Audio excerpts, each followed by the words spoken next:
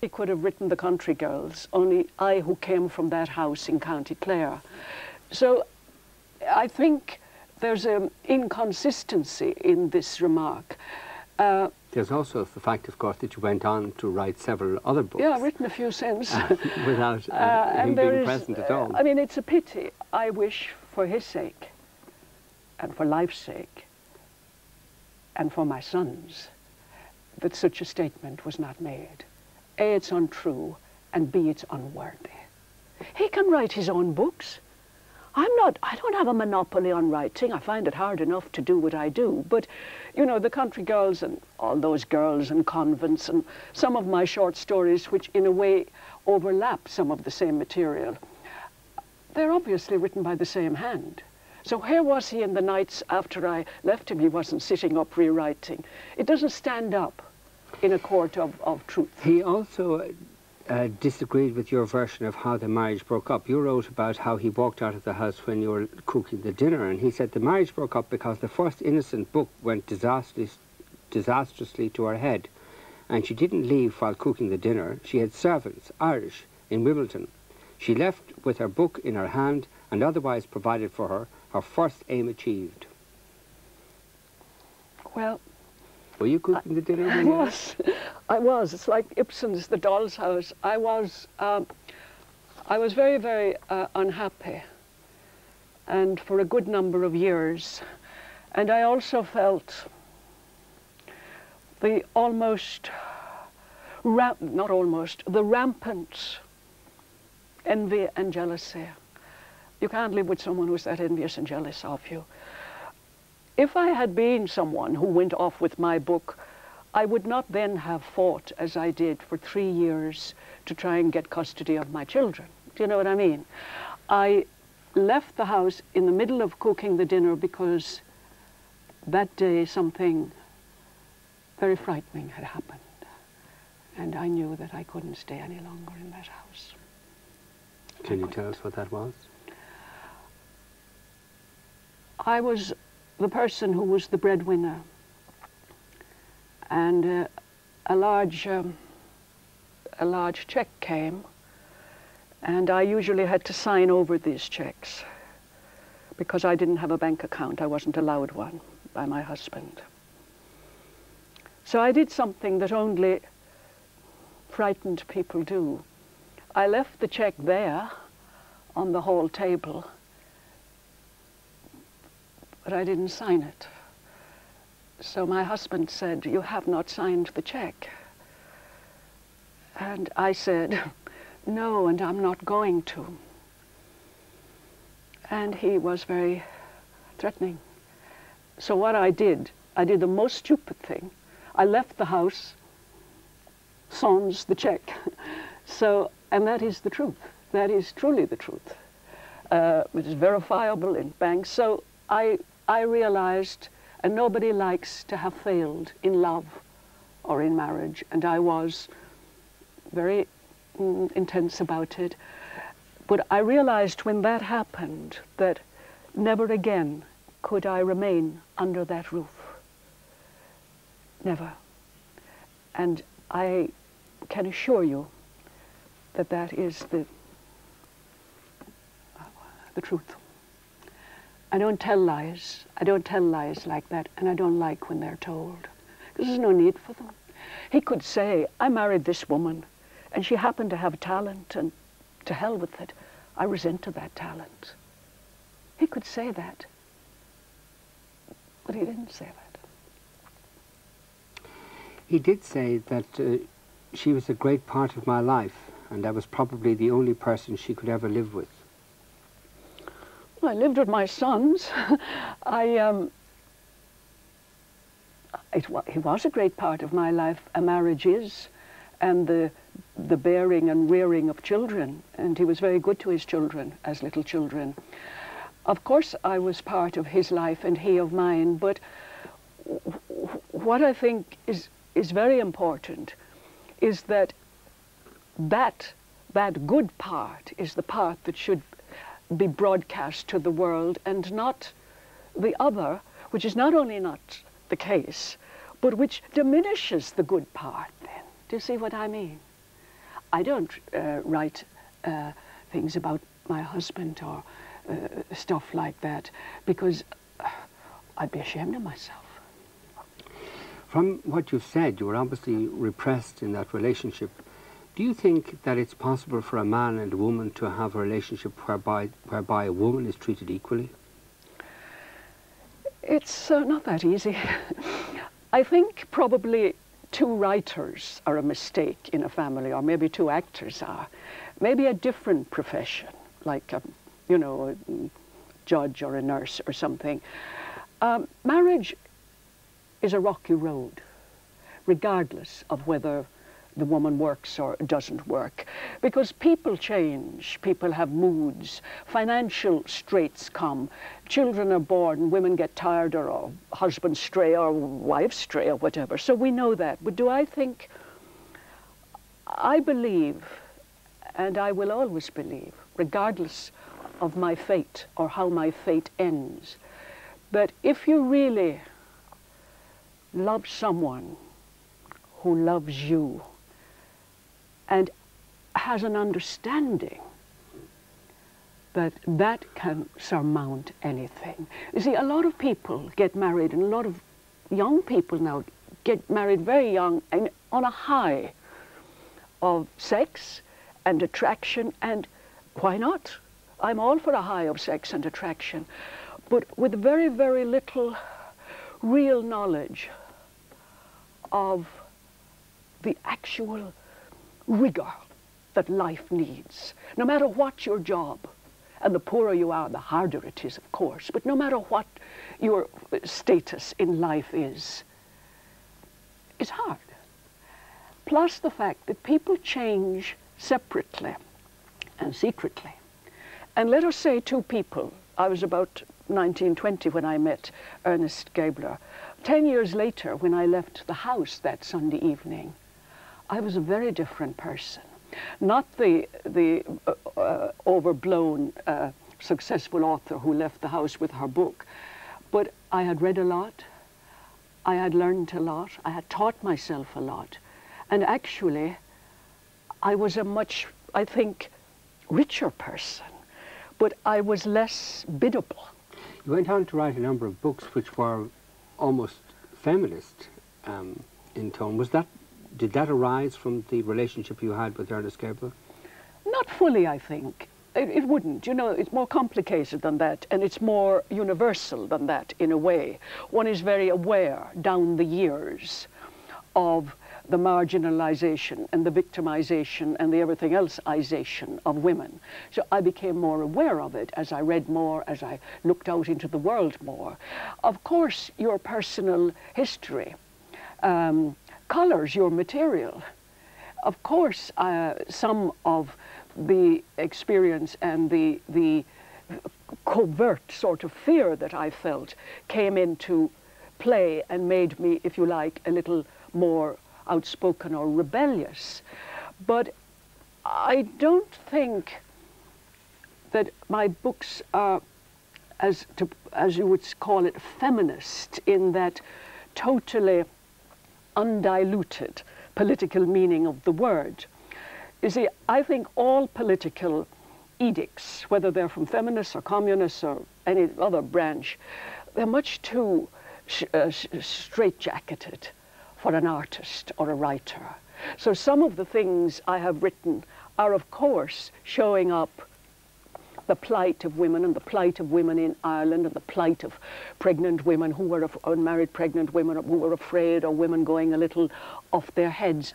And one of the things that I wanted to do, and I still want to do as a writer, is to speak for those, whether they be men or women, who are not able to speak for themselves, who are too frightened or too ashamed or too throttled. Is that why you wrote about Republicans, Irish Republicans? Yes. People yes. too afraid to speak for themselves? They weren't that afraid, but they weren't heard. I mean, the 25 years was a propaganda, along with the war, the blood war, there was a propaganda war. And they were not heard at all. They really were not. And when I first wrote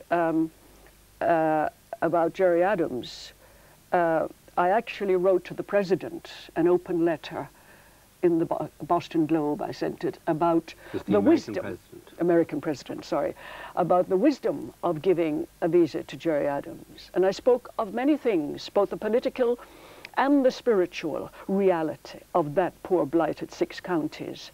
So that was 4 years ago, I think, before Gerry Adams or Martin McGuinness or anyone else were appearing as they now are on television and talk. That was one of my reasons. The other was that I felt, and will always feel, that we in the South, both consciously and unconsciously, did a bit of a Pontius Pilate on the Catholics and nationalists in the North. We didn't want to know about it. That's the truth.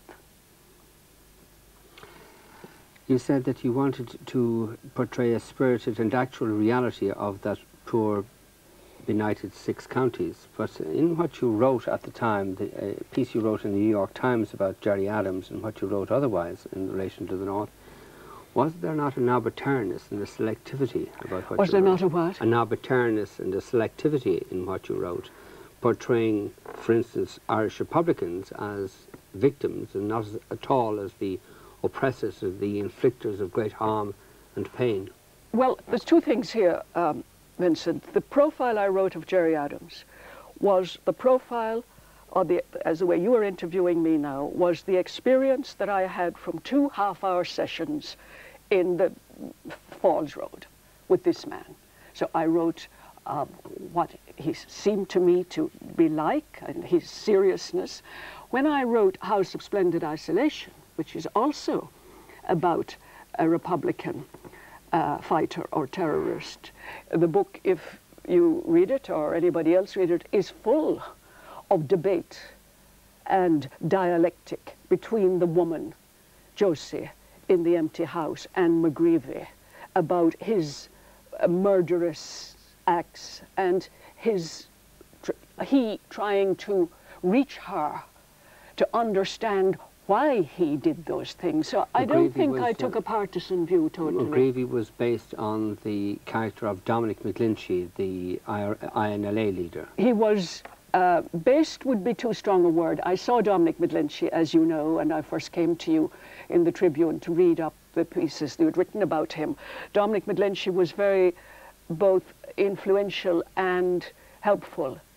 He talked to me at great length. He made no secret of the fact that he had killed, but also his own tribe had been killed. See, what we have to be clear about when we talk about Republican violence, we've got to get all the violence, all the deaths onto the table. So for you to say to me, oh, I only dwelt on the good aspects of Republicans, I think is short-sighted. I really do. But in the piece that you wrote about Gerry Adams, you didn't get all the violence and all the deaths on the table. In fact, the only violence you speak of is the violence directed at Gerry Adams. Yes, because... Nothing at all about the violence directed by his associates at the loyalist community in Northern Ireland. Yes, if I were writing a book about that, I would get it all. I was asked by the New York Times to write a profile of a man in 24 hours. And what Gerry Adams told me, he, seeing it from his own position, from a very young age, and being interned and being tortured and this and that, he told me his story. If I had gone to, I interviewed and wrote a wonderful piece about a Protestant paramilitary who also told me wonderful stories. And he told me this story, that when he was in Long Kesh, one time at Christmas he got sick. And it was the first time in the hospital in Long Kesh that he actually met an IRA man. And he said to me, this young boy, Ronnie, he said, the guy didn't have 2 horns. Now, I wrote as deeply about this boy, Ronnie, and from his point of view, as I did about Gerry Adams. I wish I could have it here to show you, but the truth is I did. Whoever I go to see, all I can do is get from them the story they want to tell me. Now, I know there has been Republican horror done. I know there has been UDF, UDA. I'm not amnesiac. But sometimes in newspapers, and particularly in English newspapers, only one side is emphasized. And I'll give you a small example. About a year, no, longer, 2 years ago, the Israelis bombed a camp in the Lebanon in which women and children were killed, 200. Newspaper hoarding in London says, "Defiant Israel strikes again." IRA kill a baby or a grown-up, and it's IRA butchers kill baby. There is a terrible selectivity in the press. There has been, and there still is. I want all of it to be recorded, and I will, whenever I can, do that. You were hugely impressed by Gerry Adams, personally, obviously. I found him to be very thoughtful, I mean a thinking person. I also found him, surprisingly enough, to have a sense of humor, and I'll tell you a moment of it. It was at the time when the great handshake had happened on the White House lawn between Arafat and the Israeli Prime Minister of the time. Yitzhak Rabin. Yeah. And I said to Gerry Adams, I said, suppose you were in the same position with Dr. Ian Paisley on the White House lawn. Would you shake hands with him? And he said, why not? So I felt him to be a man who was not consumed with vitriolic bitterness, and I liked that. You went on to write another book, Down by the River, about the abortion controversy, or centred on the abortion controversy here, as you already referred to. It's been criticised on the grounds that it didn't fairly describe the dilemma that there was on the abortion issue for Irish society, in that you caricatured people from the Spock side of the debate. Well, you know, they do sound like caricatures if you talk to them, I'm sorry.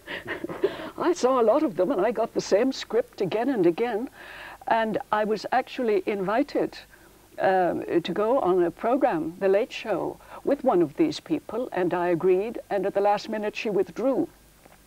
So I don't think that there's a full piece of precision there. What I mainly wanted to do with Down by the River, and also, of course, to get the political argument, the heatedness, I wanted to get first a story, a crime, if you like, that starts in this totally secret and ravishingly beautiful place, with people who never know, who never think that one day in the four courts, under that rotunda of livid light, everything will come out.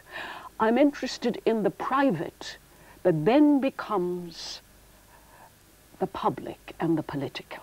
When I started writing, I had not the courage to do that. But as regards those people, I met everyone, and I'm happy to say one thing. Everybody I approached, from the most fanatic to the least fanatic, and I told them that I was writing this story, they all spoke to me. But a caricature, I don't think that's all right. But Philip Roth and others have described you as the most gifted woman writer writing in English language fiction today, and yet you don't seem to have got that kind of recognition in Ireland. Has that pained you? a little bit. Maybe you've given it to me tonight. It pains me a little. I think a woman writer has a harder time.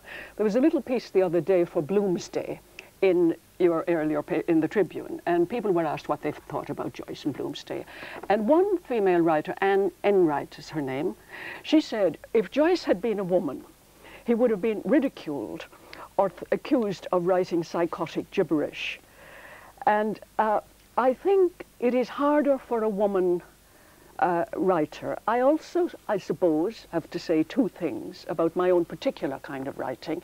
One is that I tend and will continue to pick subjects, even the country girls, although now it doesn't seem so controversial, subjects that are a little uncomfortable or dangerous. Now that doesn't, to quote the Gaylord Hauser phrase, win friends and influence people. Not at first anyhow, it does eventually. Secondly, I love and believe in the trance quality of prose. I think prose should be poetry.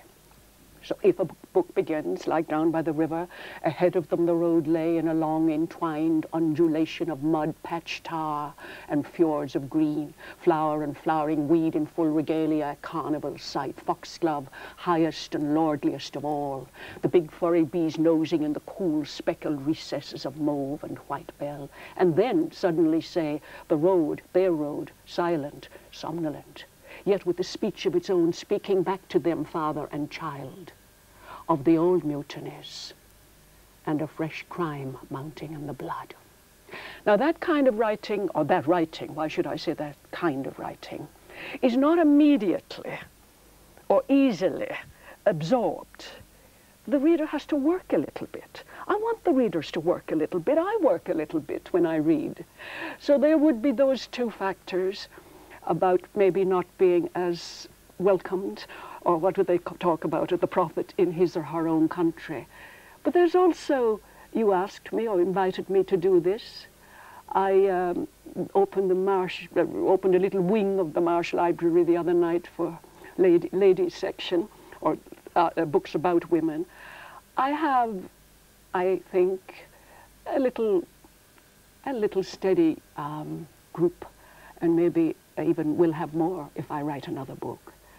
I think literary circles, and indeed literary critics, and that they're not always, and indeed eventually, they're never the real judge of a piece of work. A piece of work is like a piece of nature. It's there, by the way, cannot be effaced. And it has to find its own way and its own truth. And sometimes the amplifiers are not interested in truth.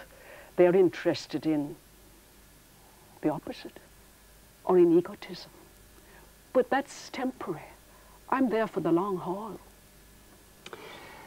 Your work has been almost obsessional about Ireland, and yet you haven't lived here for decades. Why? Why? Well, I come here a lot. If I showed you my hotel bills, you'd pity me. And also I go and stay with people in County Clare, in Feakle, and Drewsbury, and Scariff, and Galway.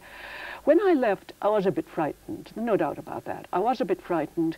All this shenanigans about the country girls, and I was a smear on Irish womanhood. It's hard enough to write without people pelting you with sticks and stones. So I was afraid.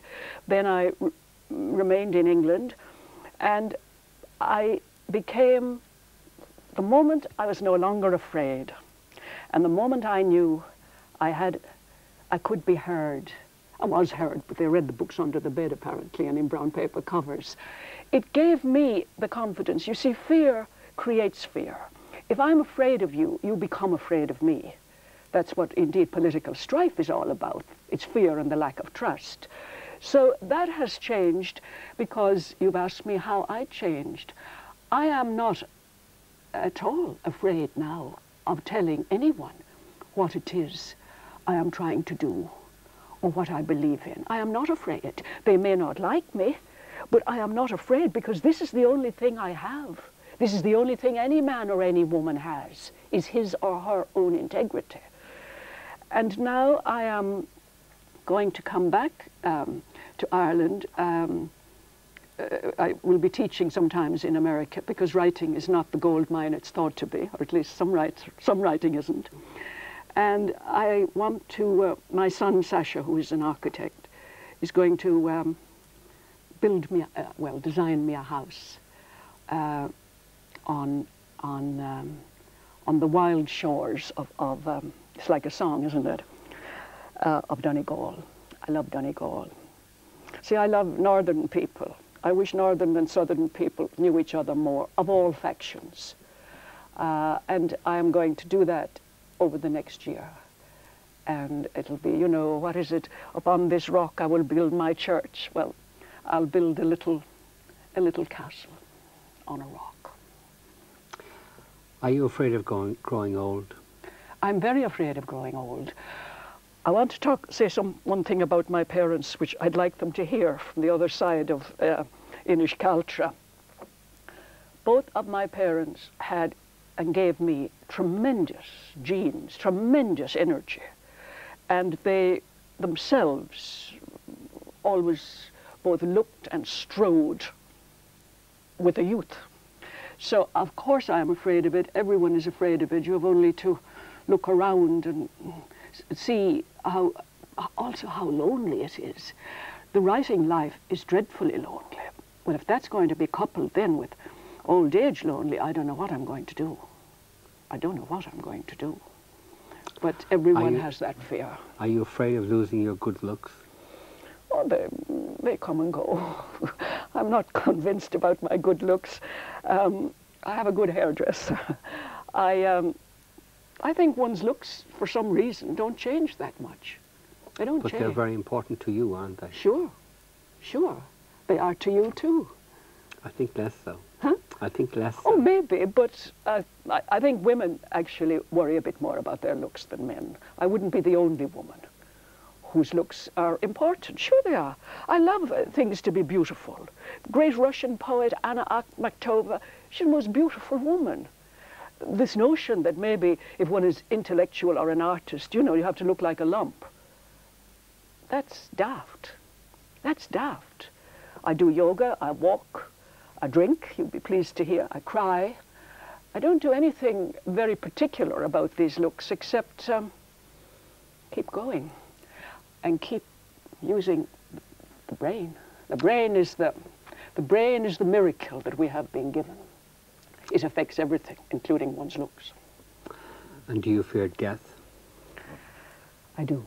I fear death, and I am very, very, if you like, paradoxical about it. This reason. I cannot countenance the empty void, you know, nothing. Suddenly here, breath goes, gone, nothing.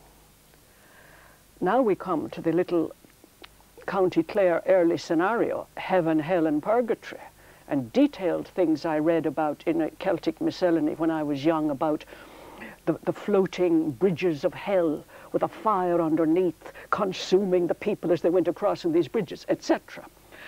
So the idea of an afterlife that would be as terrifying as that, and I remember as a child, every morning when I wakened up, I said again to myself, the two things that God would say, depart from me, you cursed, into everlasting flames, or come, you blessed of my Father. You know, one was going up and the other.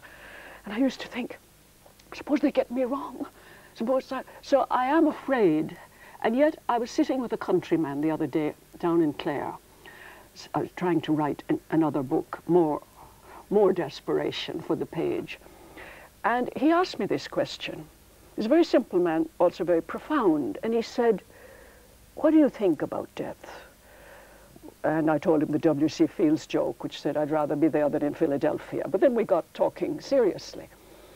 And he said, there must be something when we die.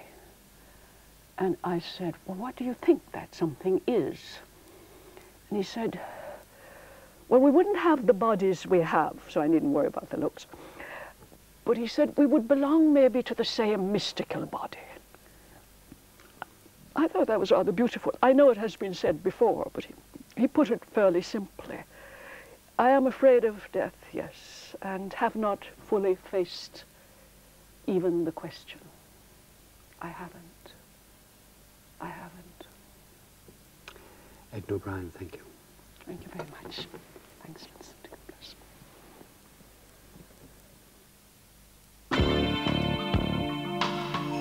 And next Sunday at 5 to 11, Vincent Browne talks to journalist and broadcaster Nell McCafferty.